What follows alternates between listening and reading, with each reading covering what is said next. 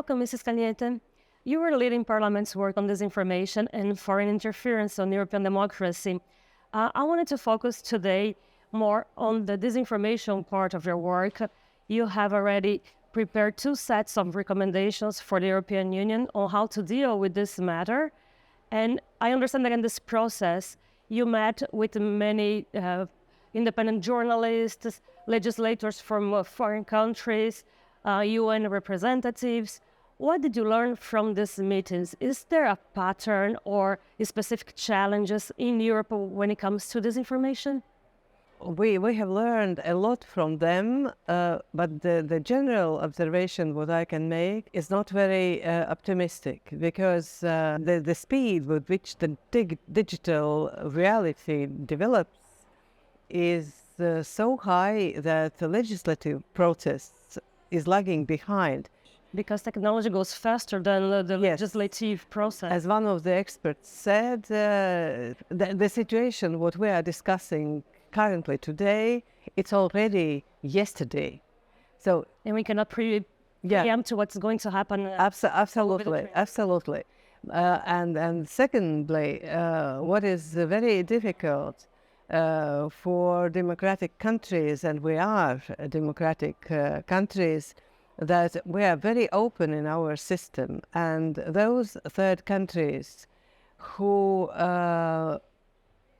have malign interests, they are manipulating with our freedoms to intervene with our freedom. We can still learn from the past, and we've seen in America that disinformation has helped fueling violence. I still remember the scenes of people storming the Capitol in the United States, and a year after, people storming the Congress in Brazil as well. Do you see a risk that this sort of violence happens also in Europe? First of all, I have to say that I'm quite optimistic about Europe in that sense, because if we are speaking about even unbelievable events in the US Congress or in Brazil, that was the consequence of quite long time spread of different harmful information which raise the tension in society and divides the society. And there is part of that lies with the President of the United States. I should say that in Europe, maybe that because of the Union, we are trained more to be inclined for compromise culture. And our politicians are more responsible. I can't name any politician who would appeal to nation just attack the parliament. But also why I'm so optimistic, that we really understand the challenge of the problem, and we are trying to adopt the legislation. We have a Digital Service Act, which is dealing with illegal content, and which puts also the responsibility for platforms to assess the risks and also to control the content which is distributed in the social networks. And secondly, we strengthened the first attempt to propose for the platforms a sort of agreement of behavior which is called Democracy Defense Package. The first attempt was called Code of Conduct, but it's not flawless because it's voluntarily. The biggest platforms all agreed and they are trying to implement, but there are a multitude of small servers and platforms who are not part of that agreement, and some of them are quite aggressive. So we have to find a way how also impose on them this behavior. In the 2 reports that you prepare for this parliament, you mentioned that social network platforms are not doing their part, are not doing enough. And I want to highlight that your 2 reports, one was last year and the other one just been adopted this week. Does it mean that in 12 months nothing has evolved, nothing has happened to improve? That is a question about strengthening of toolboxes what we already are having. And the most important is that we have to get to understand how the algorithms are working, that they have to be more transparent. There has to be accessibility for researchers and also for fact checkers. Social networks, I think the most important tools which Parliament already adopted is Digital Service Act, because it's dealing with illegal content and imposing to social platforms certain obligations they have to follow. And one of our recommendations is that the actions to counter disinformation should go hand in hand with actions to promote free speech and other fundamental rights. This might seem contradictory. Could you explain to us how fighting against disinformation helps promoting free speech and vice versa? Sounds quite contradictory, but this is something what I understand profoundly by all my experience. Why we need to counter disinformation? Because disinformation appeals to psychologically to human beings by serving on menu what he wants to hear. And then he bases his decisions and understanding of reality on this bubble in which he is included because of likes he is making, and that is the job done by algorithms. Why we need to promote truly free speech and information? Because that information is based on facts. And by providing the truthful picture of any of problems, we are providing freedom of speech, freedom of information. What you mentioned about algorithms make me think of one thing. There are some psychological studies that say that people tend to believe what they want to believe, actually. Yes. And I guess that people and institutions interested in sowing disinformation, they operate over that, they take profit of that. How can we face this problem? This problem is as old, as ancient as humanity. Very human nature. Yeah, that's really very human nature. And the difference between disinformation a few centuries ago and disinformation currently is exactly the quantity of disinformation, the instruments with which it could be dispersed around the world, and the speed with which it's distributed. But as I mentioned, exactly because there is micro-targeted disinformation. For instance, 2016 campaign of President Trump was precisely built on that. And that is the year when also the democratic countries, we realized the danger of that intervention and interference in democratic processes. But the only way of how we can help to build resilience, I think it goes through education.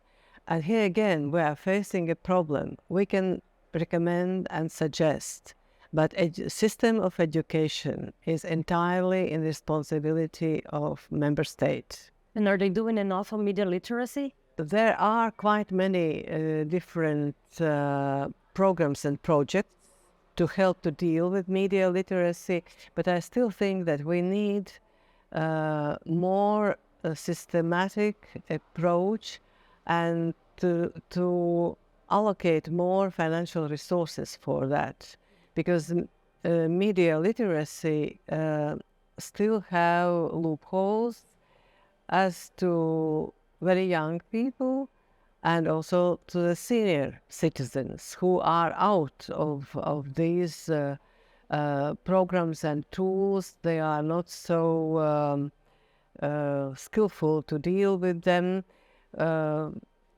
My conviction, if we speak generally about all this enormous complex, is that that is a mistake, that we are dealing with digital revolution in the compartments. I think the basic problem that we don't have complex approach to that.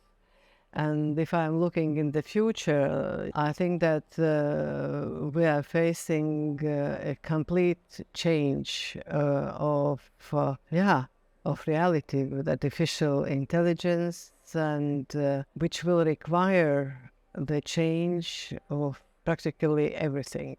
And then there is also the question of definition, like who decides what is disinformation, what is true, and what is a lie.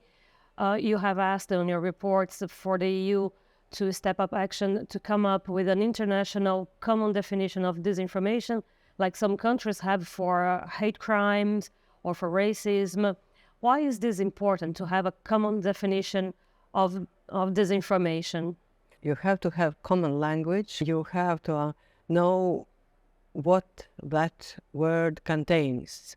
But this is extremely difficult task to find a common definition for disinformation. I went to UN with the delegation of our committee, and we discussed it in different departments and also with different representatives from different member states of United Nations, and it just showed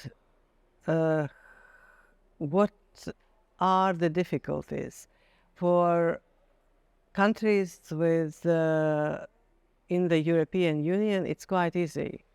Values. Yeah, we have the set of values, but these values are not values for entire community of United Nations. There are also countries in which democracy is, let's call it controlled democracy, which is a sort of manipulation of the elections. Then there are autocracies and there are also dictatorships. And for them, disinformation is ideological tool to assure the control over the country. And that's why European Union has to take lead in that and at least agree on the term of disinformation among ourselves. On several other difficult problems we have been the setters of language, the setters of terminology, the setters of trend, and then gradually it is adopted by other institutions. On your report, you also introduced the concept of a high-risk third country. What is this about, and which countries are you talking about? All our relationship with the world outside from European Union is based on the country-agnostic approach, which means that we are treating all countries equally.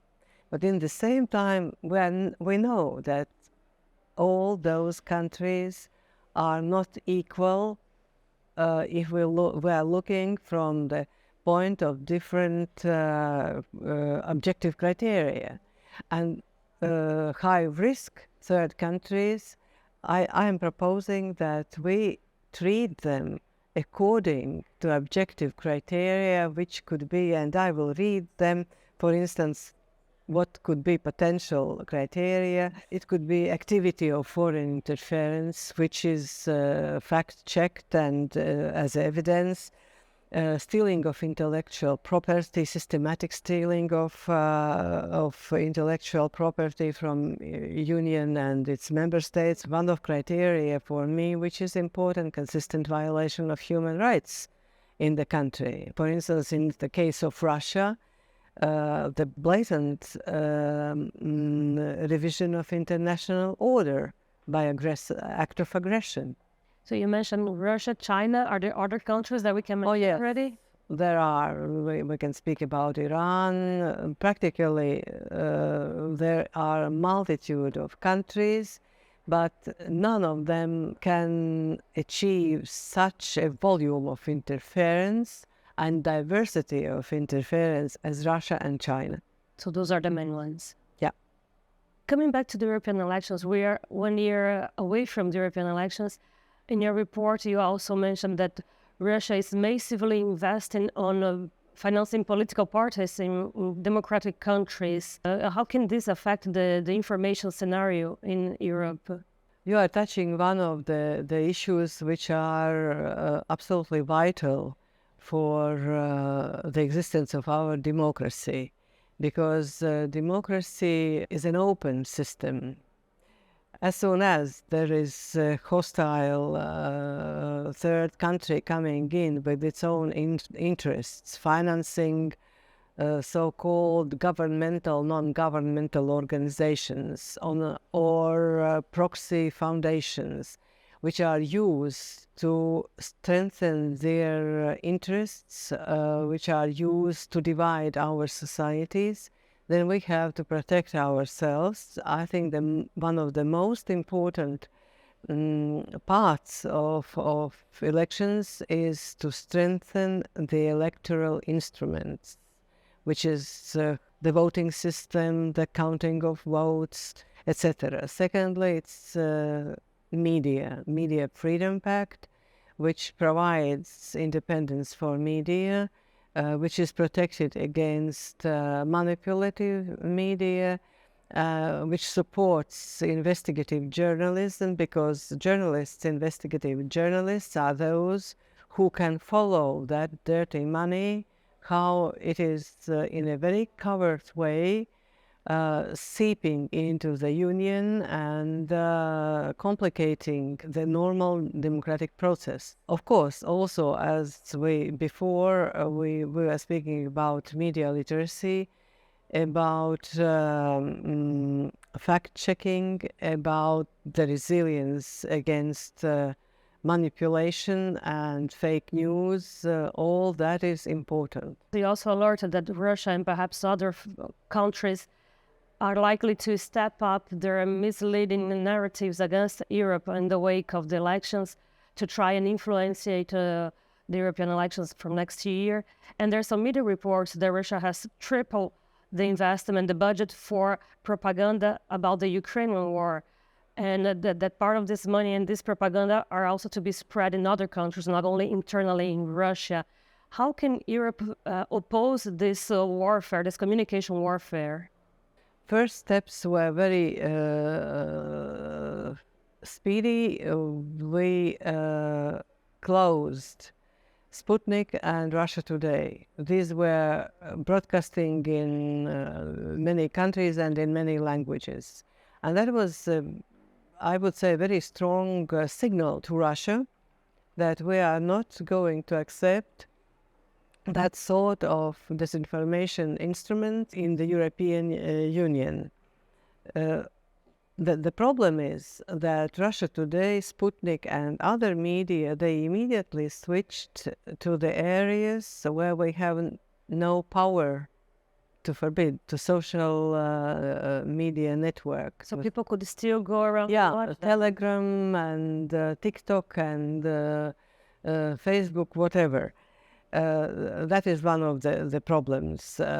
We also have to replace with proactive content, which is attractive and interesting for those who are the consumers, who have been consumers of Russia Today and Sputnik.